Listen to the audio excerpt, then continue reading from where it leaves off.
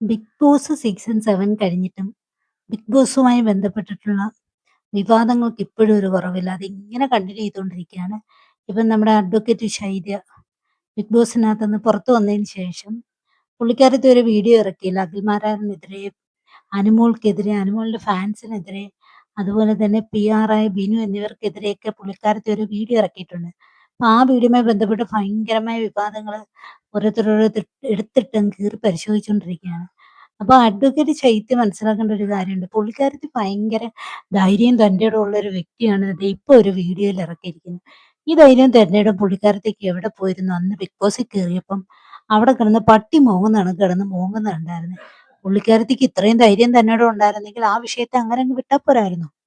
പുള്ളിക്കാരത്തി കട്ടപ്പാന്ന് വിളിച്ചത് ആരാ? അനുമോളാന്നോ കട്ടപ്പാന്ന് വിളിച്ചത്? പുറത്ത് പുള്ളിക്കാരത്തി കാണിച്ച കാര്യങ്ങള് വീഡിയോ കണ്ട് പലരും പുള്ളിക്കാരത്തി പുറത്ത് കട്ടപ്പാന്ന് വിളിച്ചതാണ് മസ്താനി അവിടെ ചെന്ന് അനുമോളോട് പറയുന്നത്. അല്ലാതെ പുള്ളിക്കാരത്തി അനുമോളല്ല കട്ടപ്പാന്ന് വിളിച്ചത്. പുറത്ത് പുള്ളിക്കാരത്തിയെ കട്ടപ്പാന്ന് വിളിക്കുന്നത് കേട്ടിട്ട് മസ്താനി അവിടെ ചെന്ന് അനുമോളോട് ഇത് പറയുന്നു. അപ്പൊ പിന്നെ ഒരു കാര്യം ചെയ്യണമായിരുന്നു.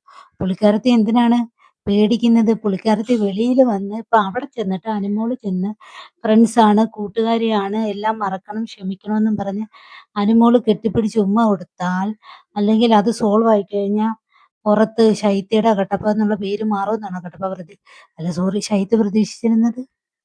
കട്ടപ്പ എന്നുള്ള പേര് ഒരിക്കലും മാറാൻ പോകുന്നില്ല. അനുമോളുമായിട്ട് ഇനി എത്ര കൂട്ടുകെട്ട് പട്ടായിൽ പോകുമെന്ന് പറഞ്ഞാലും ഇവർ തമ്മിലുള്ള ഈ പ്രശ്നം പുറത്ത് കട്ടപ്പ എന്നുള്ള പേര് ശൈത്യക്ക് മാറാൻ പോകുന്നില്ല. അപ്പൊ ശൈത്യ പുറത്തുള്ളവരാണ് കട്ടപ്പ എന്ന് വിളിച്ചത്, അല്ലാതെ അനുമോളല്ല.